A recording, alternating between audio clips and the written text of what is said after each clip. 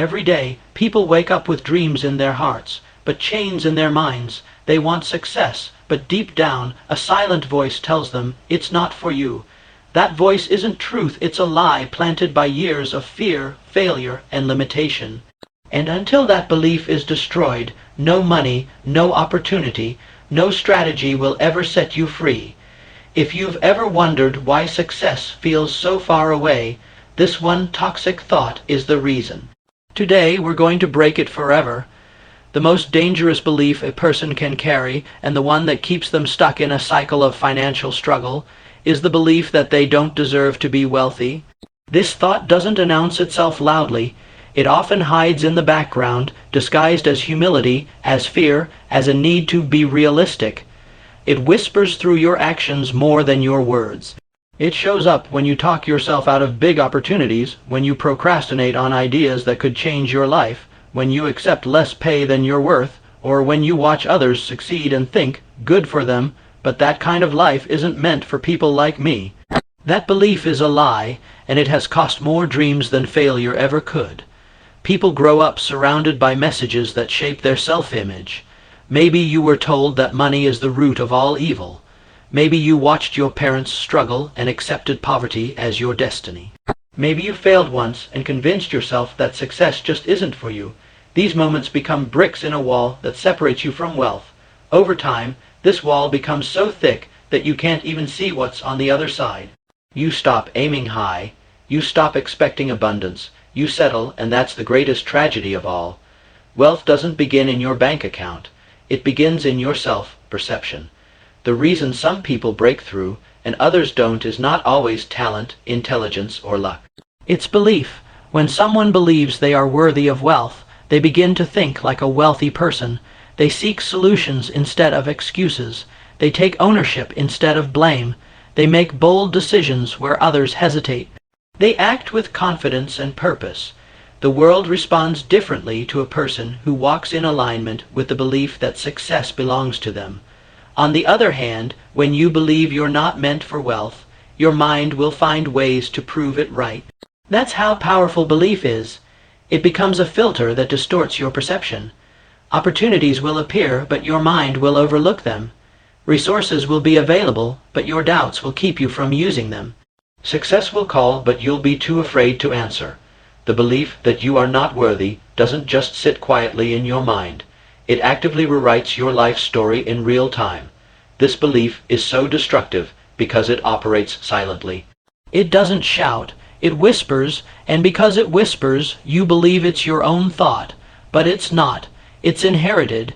You inherited it from parents who did their best but had their own limiting beliefs. From teachers who taught you to play safe. From a society that told you to be practical and know your limits. You absorbed this belief over years, and unless you confront it directly, it will remain the invisible enemy in your journey towards success. But here's the truth. Wealth does not belong to the chosen few. It belongs to the prepared, the disciplined, and most importantly, the believing. When you believe you are worthy of wealth, you begin to carry yourself differently. You speak with clarity, you plan with vision, you take risks with courage, you learn from mistakes instead of being crushed by them. You no longer see money as a distant dream. You see it as a natural outcome of value, service, and intention. Believing you deserve wealth is not arrogance. It's responsibility, because when you accept that you're worthy, you start building a life that reflects that worth. You stop wasting time on distractions. You stop staying in environments that drain you. You stop shrinking to make others comfortable. You stop playing small. You begin to lead, and leadership is a magnet for opportunity. Most people wait to believe until they see results. But the wealthy believe first, and that belief is what brings the results. That's the difference. It's not external, it's internal. The shift must happen in your thoughts before it ever happens in your bank account. You must first see yourself as someone who brings value to the world, someone whose ideas are powerful, someone whose work deserves compensation, someone who doesn't need permission to succeed. When you remove the belief that says, "I don't deserve to be wealthy," you'll be shocked at how quickly things begin to shift. You'll notice doors opening, not because they weren't there before, but because your mind was too blind to see them. You'll take action you once avoided. You'll speak differently, you'll walk differently, and slowly the world will start to reflect the new story you've decided to believe about yourself. Everything begins with a decision.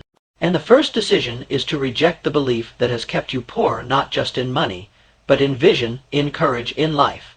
The belief that says, I'm not meant for more. That belief has no place in the mind of someone who's ready to rise. And if you're still reading these words, you're ready. You've always been ready. Now it's time to believe it. Your environment plays a far more powerful role in shaping your beliefs and financial destiny than most people realize. From the earliest stages of life, you are conditioned by what you see, hear, and experience on a daily basis. If you grow up in a home where scarcity is the language spoken at the dinner table, where conversations are filled with worry about bills and complaints about the wealthy, that programming begins to etch itself into your subconscious. Without even knowing it, you begin to adopt a mental blueprint that matches your environment.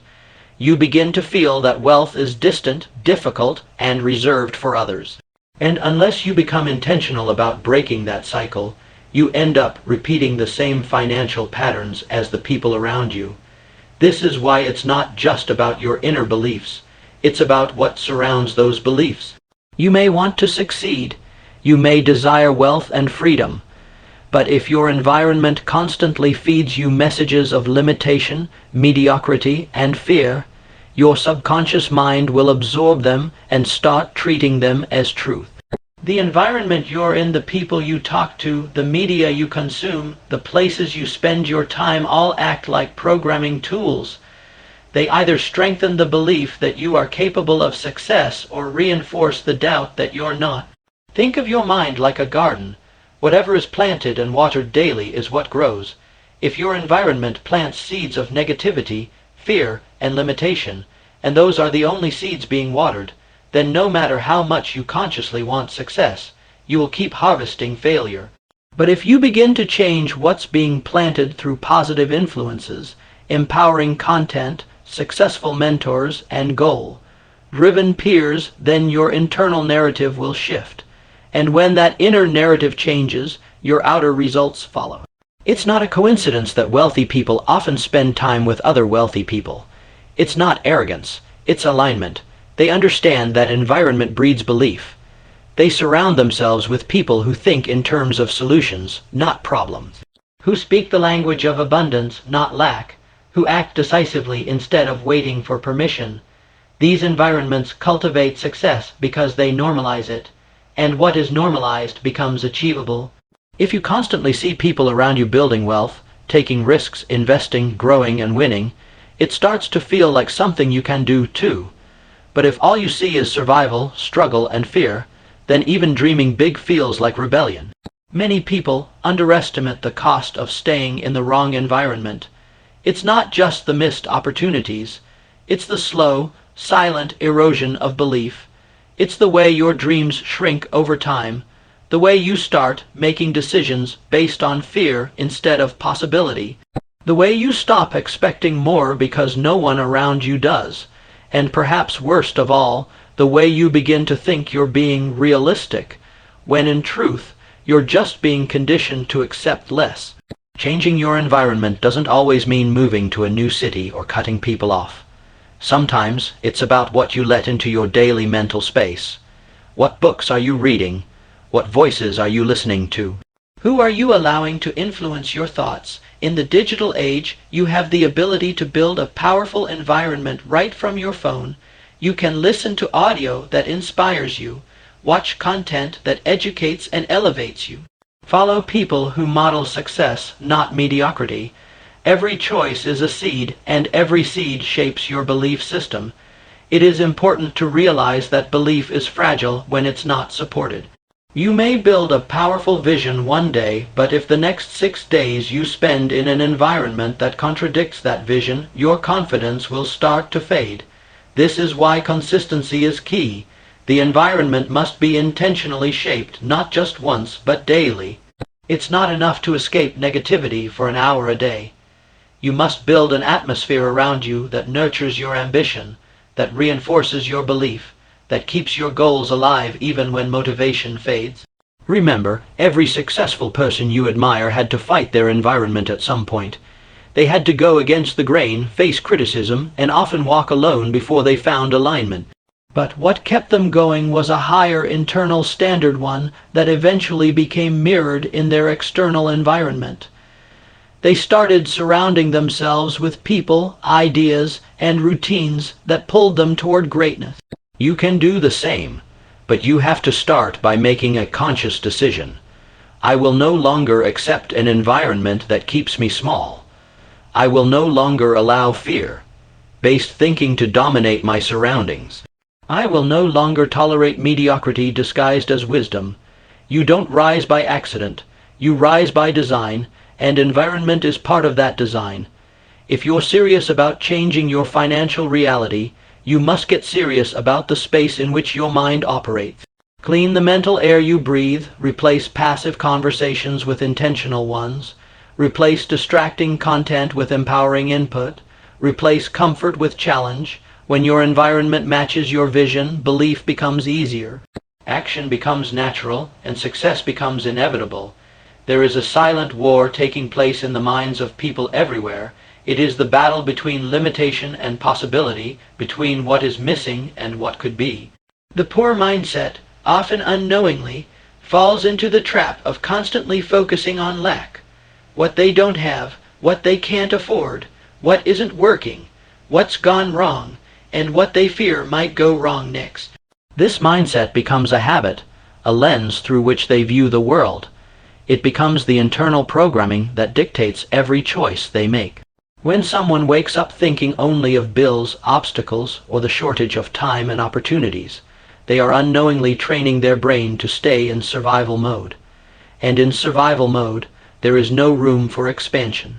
This mindset doesn't always come from laziness or weakness. In many cases, it is inherited, passed down by parents, absorbed from peers, reinforced by society. You hear people say, "People like us don't become rich," or "Money doesn't grow on trees," or "The system is rigged." These phrases, repeated again and again, become beliefs, and beliefs shape results. The problem with focusing on lack is that it narrows your awareness. You begin to see only the problems. Even when an opportunity knocks, you doubt it. Even when solutions are possible, you hesitate. The mind becomes so trained to scan for what's wrong, it can no longer see what's right. The rich mindset, however, sees the same world through a different lens. Where others see limitations, it sees possibilities. Where the poor mindset says, "I can't afford this," the rich mindset asks, "How can I afford this?" This single shift in thinking moves the mind from dead ends to open doors. The rich mindset does not deny reality. It simply refuses to be defined by it. It asks better questions. It looks for leverage. It trains itself to seek solutions. This mindset understands that every problem contains the seed of a greater opportunity, if you are willing to look beyond the surface. Those with a rich mindset do not wait for perfect conditions. They start with what they have and move forward. Even if they lack resources, they lean on creativity, relationships, and resilience. They focus on what is in their control instead of being paralyzed by what isn't. Their attention is not consumed by lack but by vision, and vision gives energy. When your attention is on what's possible, your body reacts differently. You make different decisions. You approach challenges with curiosity instead of fear. You'll notice that people with a poor mindset often talk about what others have done to them. They use phrases like, "If only I had been born into money," or "The government should do more," or "It's not fair." These phrases come from a belief that the power lies outside of them. The rich mindset flips that belief.